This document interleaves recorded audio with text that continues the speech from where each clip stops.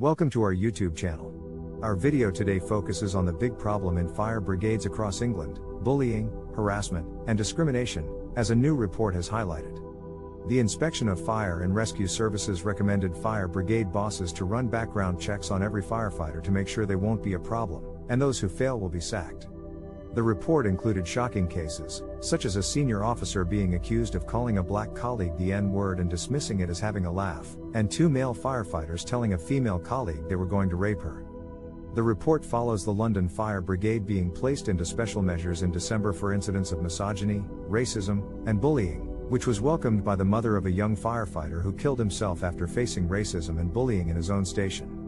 The report moves the spotlight onto the fire service just last week after Scotland Yard was decried as guilty of institutional racism, misogyny, and homophobia, showing the public's confidence at rock bottom. It is something that needs to be addressed immediately, as there is no place in the fire service for such behavior. It was found that specific examples of racism, homophobia, and misogynistic behavior were found in a quarter of England's fire and rescue services, with such behavior often dismissed as banter.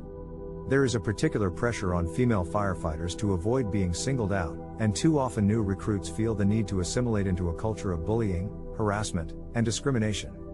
Inspectors called for background checks on all serving firefighters and staff, and such vetting is recommended to become routine for new recruits hereafter. Roy Wilshire, the Inspector of Fire and Rescue Services, said background checks are vital, they will help, but there also needs to be that cultural change that allows people to challenge inappropriate behavior.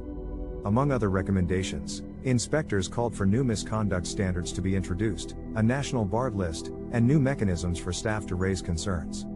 Staff were found to be reluctant to speak up about or challenge inappropriate behavior as they felt that doing so would harm their careers. They need to be able to trust each other, and the public needs to trust them. The majority of fire and rescue staff act with integrity and are dedicated to their public, but this troubling behavior needs to be addressed.